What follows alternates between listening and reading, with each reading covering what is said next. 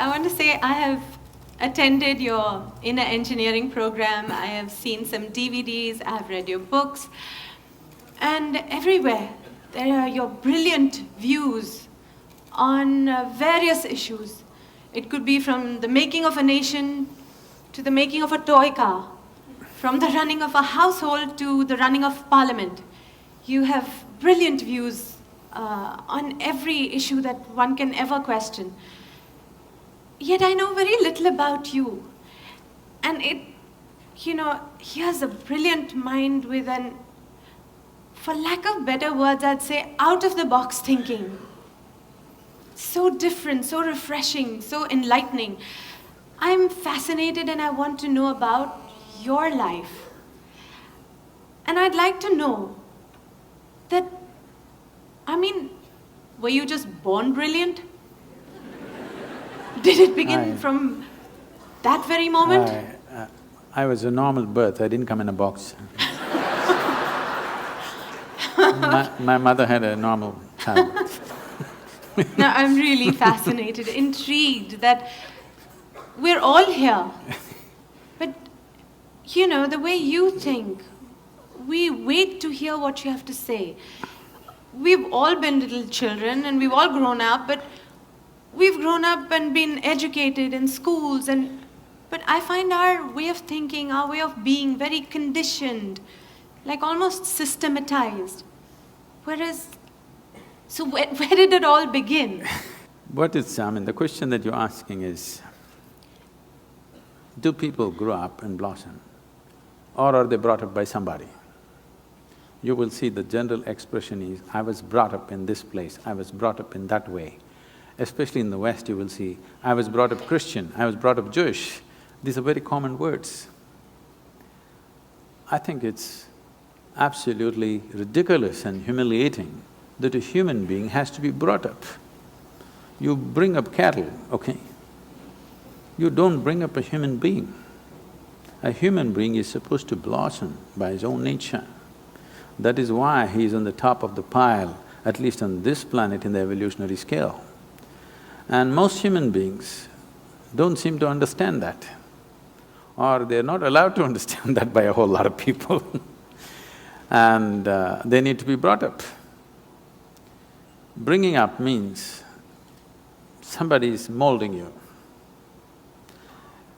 Molding means it's a predetermined shape.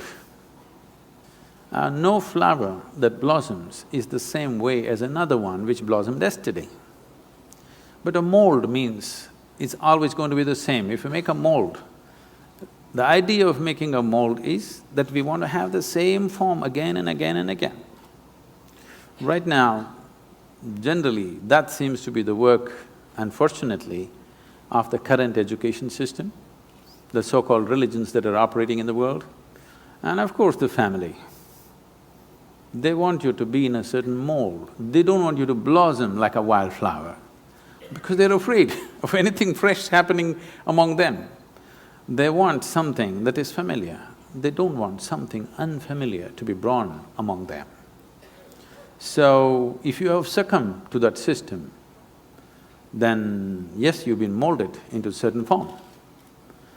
If you allow your humanity to blossom, then you will see you don't belong to any mold. This is the beauty of being human, that there is no a particular way to be. If you were a dog, you would be one way, if you were cattle, you would be one way, if you were a sheep, you would be another way, if you were a bird, you would be another way, a grasshopper another way. But to be human means there is no particular way. What is human is not defined, not described. It is just that. For every other creature on this planet, nature drew two lines. Within that, they have to play their game. For a human being, only the bottom line is drawn, there is no top line. But socially, people are trying to draw a top line for themselves. But nature has not drawn a top line for you, it's a limitless possibility. And this is what is freaking human beings right now, because they can't decide what they need to be. They're trying to be like somebody else. Only bottom line is set, top line has been removed. This is evolution. But wait, we still didn't quite get to… So, having said all that, I still didn't quite get it. So how was it when you were a child? Were you put into a school to go the systematic way, where you learnt your maths and maths and language, and and did you keep up with it? Do I look that educated? Don't insult me like that. Actually, when I go and stand in the line, in the immigration lines, and particularly in America, they look at me and say, "Can you speak English?" I say, I have that uneducated look, it's not easy. Do you know what it takes to remain uneducated? Education is just 20 years of going somewhere and getting one certificate. To remain uneducated, it's very difficult. Because from the day you are born, your parents, every other adult, the school, the damn thing, everybody is trying to educate you Yes. about something that's not worked in their life.